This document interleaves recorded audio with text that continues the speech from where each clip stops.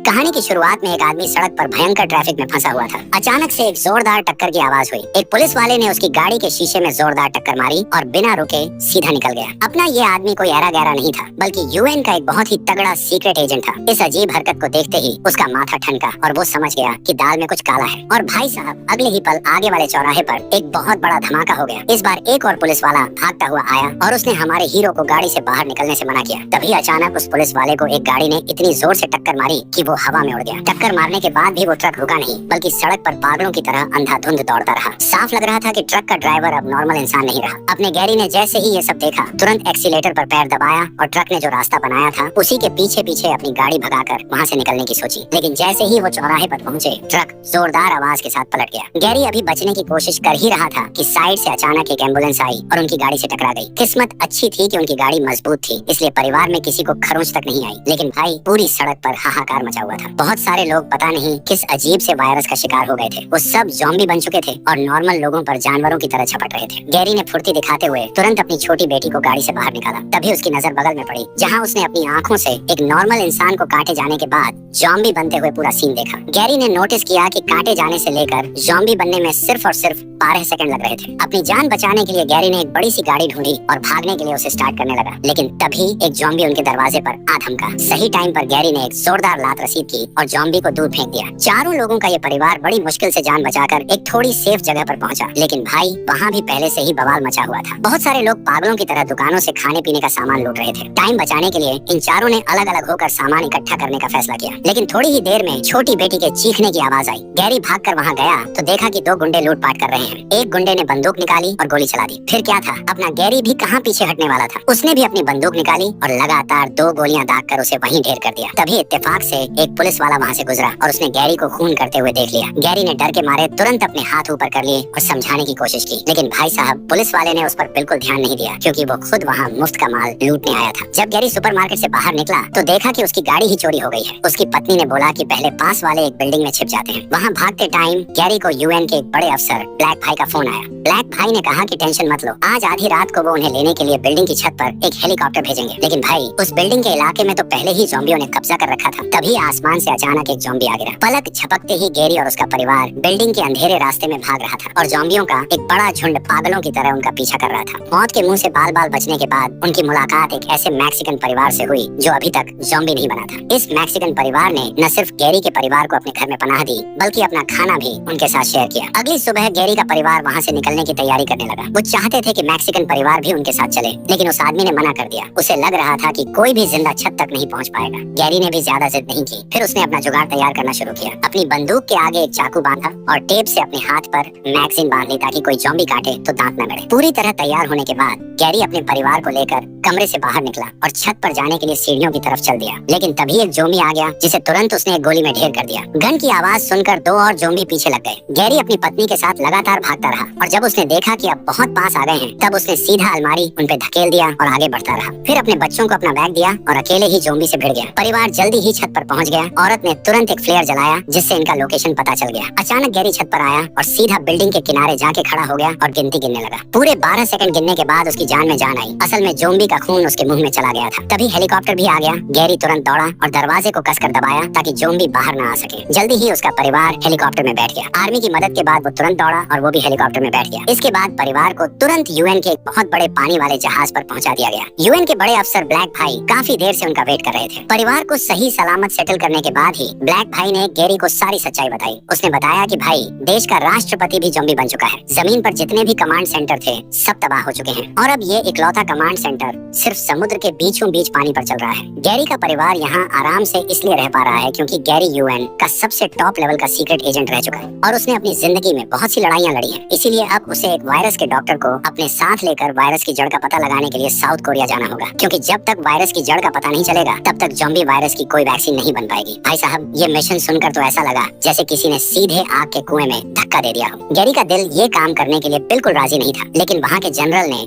साफ धमकी दे दी कि अगर वो नहीं गया तो वो उसके परिवार को वापस उसी नर्क में भेज देंगे जहाँ से वो आए थे। गैरी के पास कोई और रास्ता नहीं था। बेचारे को भारी मन से अपनी पत्नी को अलविदा कहना पड़ा। लेकिन एक सीक्रेट एजेंट होने के नाते गैरी का दिमाग बहुत तेज चलता था, इसलिए उसके जिंदा बचकर आने के चांस बहुत ज्यादा थे। जल्द ही वो उस वायरस वाले डॉक्टर के साथ एक फ्लाइट में साउथ कोरिया के लिए उड़ गया। वहाँ पहुँचने के बाद फ्लाइट के कैप्टन ने उन्हें बताया कि कि एयरपोर्ट पर अब कोई पुलिस या सिक्योरिटी नहीं है, क्योंकि ये जगह बहुत पहले ही ज़ॉम्बियों के कब्जे में आ चुकी है। प्लेन के रुकते ही सब लोग बाहर निकलकर वहाँ की बैकअप टीम से मिलने की तैयारी करने लगे। गैरी ने उस डॉक्टर को अपनी सुरक्षा के लिए एक पिस्तौल दे दी, लेकिन जैसे ही वो प्लेन से बाहर निकले उन पर ज़ॉम्बियों ने सीधा हमला कर दिया। ये वायरस वाला डॉक्टर भी एकदम डरपोक निकला। वो मुड़कर वापस प्लेन की तरफ भागना चाह रहा था, लेकिन हड़बड़ी में अगले ही पल उसने गलती से खुद को ही गोली मार ली और वहीं ढेर हो गया। ठीक उसी टाइम उन्हें लेने के लिए स्पेशल फोर्स की टीम वहाँ पहुँच गई। गैरी के पास कोई और चारा नहीं था। वो उनके पीछे पीछे गोलियां चलाता हुआ घेरा तोड़कर आगे बढ़ा और फिर वहाँ के सेफ बेस में घुस गया। बेस के अंदर जाकर गैरी ने वहाँ के कैप्टन को बताया कि अभी जिस आदमी ने डर के मारे खुद को गोली मारी वही हमारा मेन वायरस का डॉक्टर था। कैप्टन ये बात सुनकर पूरी तरह से चकरा गया। इसके बाद कैप्टन ने बताया कि ये ज़ॉम्बी किसी भी तरह की आवाज सुनकर तुरंत उधर ही भागते हैं और गोलियां उन्हें तब तक नहीं मार सकती जब तक कि उनके सीधे भेजे में गोली न मारी जाए। फिर कैप्टन गैरी को एक ऐसे कमरे में ले गया जो जलकर पूरी तरह राख हो चुका था। वहाँ बिस्तर पर पड़ा हुआ आदमी साउथ कोरिया का सबसे पहला ज़ॉम्बी मरीज था और उसके बगल में वो कर्नल था जिसे उसने काट लिया था। उस टाइम उस मरीज की धड़कन रुक चुकी थी, लेकिन जब डॉक्टर उसके मरने की वजह चेक कर रहे थे तो वो मरीज अचानक से जिंदा हो गया। उसने अपनी आंखें खोली और पागलों की तरह लोगों को काटना शुरू कर दिया। इसके बाद तो हालात हाथ से निकल गए और इस भयंकर तबाही की शुरुआत हो गई। लेकिन उन्हें ये भी नहीं पता था कि क्या वो सच में दुनिया का सबसे पहला ज़ॉम्बी था और अब तो वो जलकर राख हो चुका था, इसलिए कोई भी चेकिंग करना पॉसिबल नहीं था। जब गैरी वहाँ से जाने वाला था तो उसने देखा कि एक आदमी पिंजरे में बंद है। बात करने पर गैरी को पता चला कि ये आदमी पहले अमेरिका की खुफिया एजेंसी में काम करता था और हथियारों की हेराफेरी के चक्कर में पकड़ा गया था। ये बंदा देखने में थोड़ा पागल सा लग रहा था, लेकिन गैरी के शातिर दिमाग ने बता दिया कि ये आदमी पक्का कुछ न कुछ अंदर की बात जानता है। उस आदमी ने गैरी को बताया कि इस टाइम पूरी दुनिया में सिर्फ इजराइल ही इकलौती सेफ जगह बची है, क्योंकि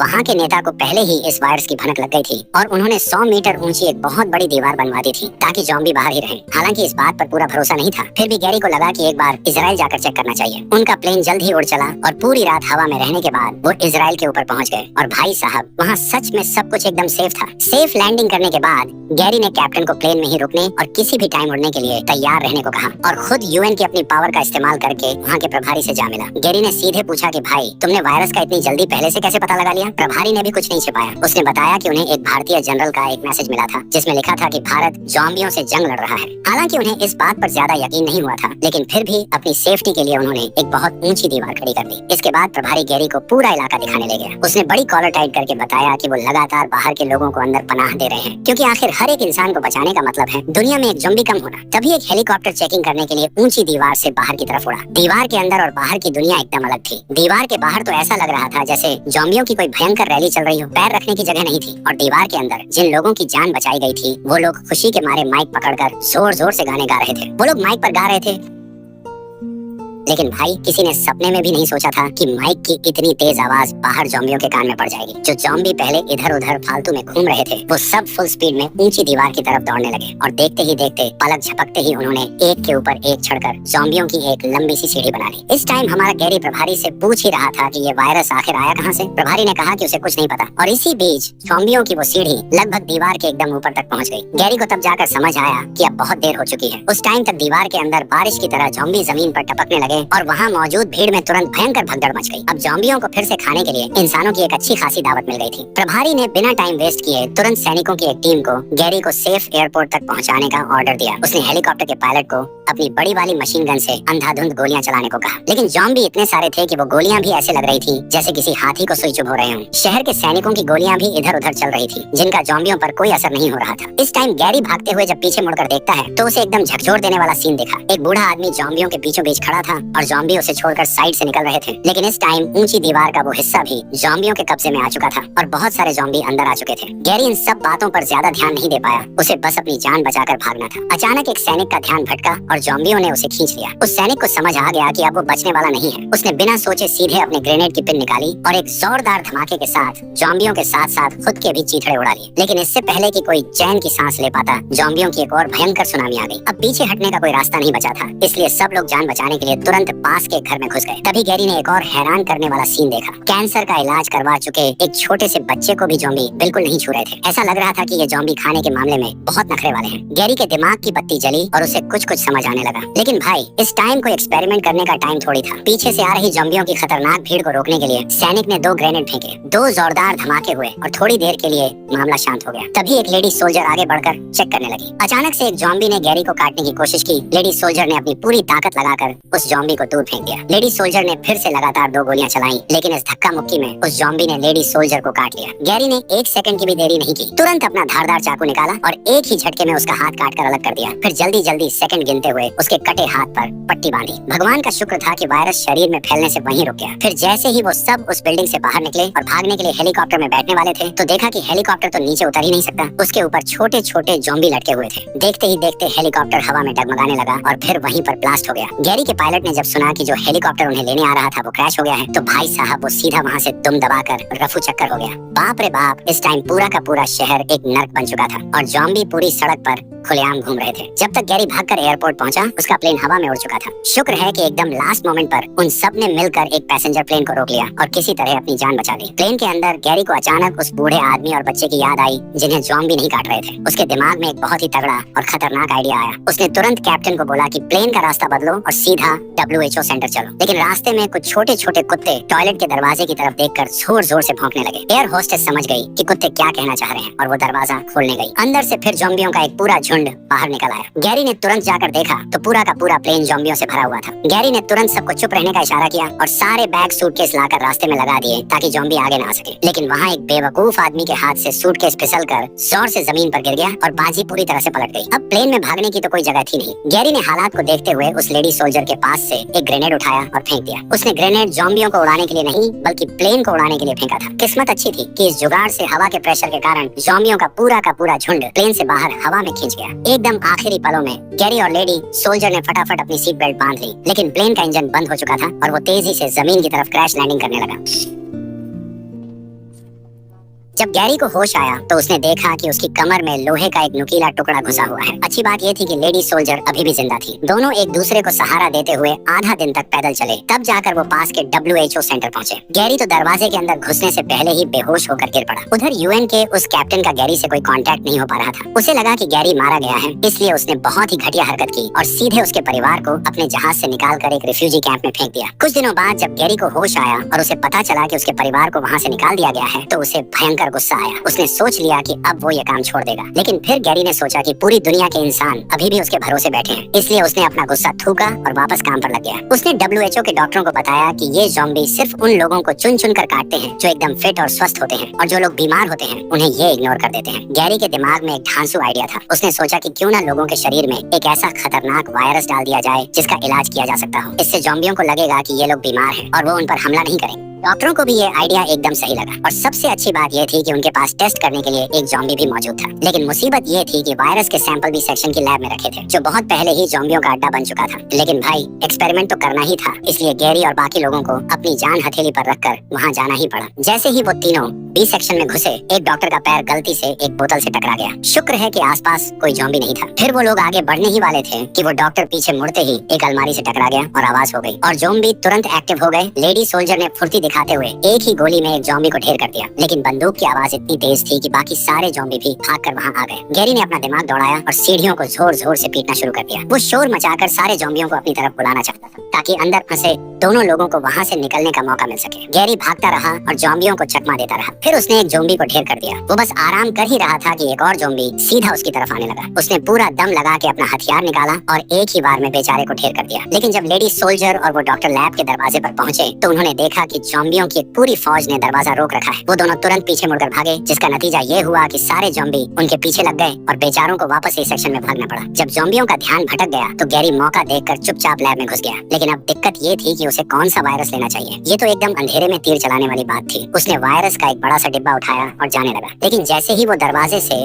बाहर निकलने वाला था, एक खूंखार ज़ॉम्बी दरवाजे पर आकर खड़ा हो गया। गैरी समझ गया कि अगर उसने जबरदस्ती बाहर निकलने की कोशिश की तो पक्का बाकी ज़ॉम्बी भी वहाँ आ जाएंगे। उसने एक बहुत ही तगड़ा फैसला लिया और खुद पर ही एक्सपेरिमेंट करने की ठान ली। लेकिन इसमें रिस्क बहुत बड़ा था। उसे नहीं पता था कि ये जुगाड़ काम करेगा या नहीं। अगर उसने गलती से कोई जानलेवा वायरस लगा लिया तो उसका खेल वहीं खत्म हो जाएगा। इसलिए उसने कैमरे पर अपने परिवार के लिए एक आखिरी मैसेज रिकॉर्ड किया और बिना कुछ सोचे समझे एक वायरस उठाकर खुद को इंजेक्शन लगा लिया। थोड़ी देर इंतजार करने के बाद उसने वायरस का वो डिब्बा उठाया और सीधे बाहर की तरफ चल दिया। और भाई साहब, जादू हो गया। ज़ॉम्बी सच में उसे नहीं काट रहे थे। वो उनके बीच से ऐसे निकल रहा था जैसे कोई मिस्टर इंडिया बन गया हो। फिर गैरी ने आराम से एक कैन कोला पिया और फिर वेंडिंग मशीन को तोड़ छोड़कर जोरदार शोर मचाया। ये बिल्कुल वैसा ही था जैसे हजारों ज़ॉम्बियों की भीड़ के बीच से सीना तान कर गुजरना और शरीर पर एक खरोंच तक न आना। भगवान का लाख लाख शुक्र था कि गैरी ने जो वायरस खुद को लगाया था उसका इलाज हो सकता था। लास्ट में वो रिफ्यूजी कैंप में अपनी पत्नी से जाकर मिला। WHO ने भी ज़ॉम्बियों को चकमा देने वाली वो वैक्सीन तैयार कर ली और उसे हवाई जहाजों से पूरी दुनिया में बांट दिया गया।